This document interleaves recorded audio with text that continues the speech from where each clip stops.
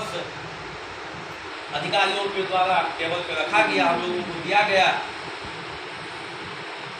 कि यहाँ के जो टेट पास पारा शिक्षक हैं उनको वेतनमान दिया जाएगा और जो नॉन टेट हैं उनको टेट परीक्षा देनी होगी। महाधिवक्ता ने अपने कानूनी परामर्श में एनसीटी के बजट 23/2010 का हवाला दिया कि मेरे पास भी ड्राफ्ट आया था, मैंने उसका कटाक्ष किया, काट किया और एनसीटी के बजट 23/2010 को मैंने दिखाते हुए कहा कि those teacher who are appointment before 2010 they have not necessary to qualified TET examination, जिनकी मृत्यु 2010 के पहले हुई है उनके ऊपर टेट लागू नहीं होता है। इसलिए इस नियम को आप डस्टबिन में फेंक दीजिए। ये नियम महाधिवक्ता के द्वारा बनाया गया है, ये नियम हम नहीं मानते हैं। एनसीटी का बजट 23/2010 में स्पष्ट रूप से लिखा गया है कि जिनकी मृत्यु 2010 के पहले हुई है उनके ऊपर टेट लागू नहीं होता है। मैडम को नियमावली देंगे। बात आगे बढ़ी, हम संक्षिप्त में आएंगे। 14 दिसंबर 2021 को, पहले 12 दिसंबर 2021 को माननीय मंत्री जी, गिरिडीह के माननीय विधायक सुदीप सोनू जी, सेक्रेटरी राजेश शर्मा साहब, किरण पासी मैडम वगैरह की मौजूदगी में अष्टमंगल के साथी जो थे, हम लोग थे, बात बढ़ी। हम लोगों ने बात रखा, यह सरकार वेतनमान की बात एक साथ सत्ता में आई है। विगत 20 वर्षों से हमारा मांग वेतनमान सुनते सुनते हमारे लोग स्वर्ग चले गए, लेकिन वेतनमान का वो हमको दिखाई नहीं दिया। अधिकारियों का कहना था कि पारा शिक्षकों की बहाली में आरक्षण रोस्टर का पालन नहीं हुआ है।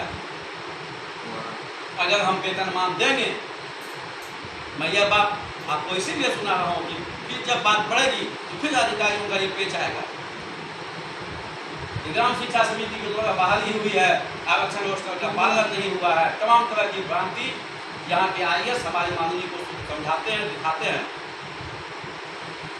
मैं आपके माध्यम से झारखंड के वर्तमान मुख्यमंत्री श्री चंपई सोरेन जी से जानना चाहता हूँ, पूछना चाहता हूँ, इंडियन कॉन्स्टिट्यूशन एक है, भारतीय संविधान एक है। भारतीय संविधान में समानता का अधिकार है, समदर्शिता का नियम है। झारखंड सरकार भी समानता के अधिकार को मानती है।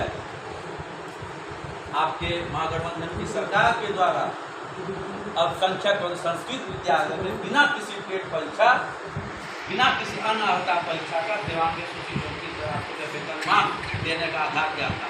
मैंने 6 मार्च 2024 को गिरिडीह विधायक की उपस्थिति में, क्योंकि हमने राजभवन का घेराव किया था, 28 दिसंबर 2024 को गिरिडीह के माननीय विधायक सदाशोद जी मौजूद हैं। हम टेम्पू पे जा रहे थे अपने होटल, माननीय विधायक का कॉल आया कि चौधरी काहे घेरती हो राजभवन।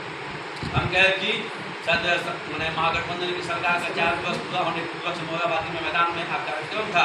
हम कहे भैया परसों काला झंडा लेके मोराबादी घुसेंगे, नहीं तो आप आइए वार्ता कीजिए। वो बोले कि चौधरी जी हम आ रहे हैं। वो आए, जमीन पर बैठे, तमाम लोगों ने देखा होगा। वो बोले कि 6 मार्च को या कहिए कि हम सेक्रेटरी साहब लोगों का वार्ता करवा देंगे।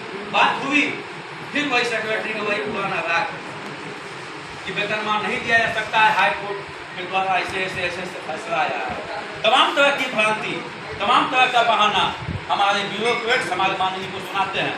मैं जानना चाहता हूँ इस सभा के माध्यम से माननीय विधायक से कि वेतनमान आईएएस अधिकारी देंगे, संविधान आईएएस बनाएंगे या संविधान हाउस में बनता है? आप जैसा कहेंगे वैसा संविधान आप बनाएंगे सदन में। आईएएस को डायरेक्शन दिया जाएगा कोई इस तरह का बना पॉलिसी। आखिर अल्पसंख्यक विद्यालय में हमने 6 मार्च को भी गिरिडीह विधायक विनोद सिंह जो विधायक है उनके समक्ष भी ये बात रखी थी कि आप पहला क्वेश्चन, क्योंकि गिरिडीह विधायक का पहला संबोधन हमी को था, चौधरी की बात रखी है। मैंने बात रखा कि अल्पसंख्यक विद्यालय में 9300 से 34,800 का वेतनमान और पुरानी पेंशन की स्वीकृति का आधार क्या है?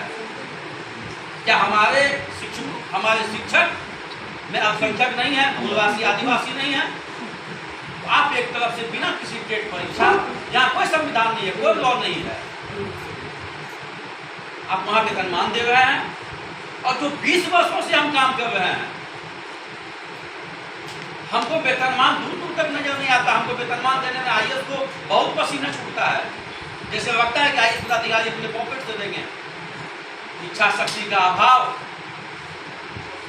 मानसिक दुर्बलता का यह परिचायक है सदन का कि जो 20 वर्षों से हमारे भाई, हमारे बंधु, हमारे बेटा काम कर रहे हैं, उनको वेतनमान देने में सरकार को परेशानी होती है। आगे बढ़िए ना। 14 दिसंबर 2021 का समझौता आपके पास में होगा। अगर वेतनमान, हम तो पहला कहेंगे कि आप जज की भूमिका में छोड़िए। 2 दिन पहले भी रांची में कहते माननीय मुख्यमंत्री जी को बैठाइए, सत्ता पक्ष के तमाम माननीय बैठे, तमाम IAS को बैठाइए। संघर्ष मोर्चा अस्तित्व में है झारखंड में। झारखंड के 4 बड़े संगठन, 12 शिक्षकों के संगठन का एक समरूप संघर्ष मोर्चा का निर्माण हम लोगों ने किया इसी सरकार से, क्योंकि 4 साल तक हम लोग चुप रहे, अब चुप नहीं रहेंगे। निश्चित रूप से बगावत का स्वर सरकार की विरुद्ध उठेगा। 4 साल तक हम इसीलिए चुप रहे कि हम लोग भी जानते थे किस तरह से सेंट्रल गवर्नमेंट के द्वारा हमारे सत्ता पक्ष के माननीय विधायक, माननीय मंत्री, माननीय मुख्यमंत्री के साथ जो साजिश और षड्यंत्र हुआ। हम लोग शिक्षक हैं, हम सब समझते हैं, हमको बखूबी मालूम है यहाँ की सरकार अपने वादे के पूरा वादे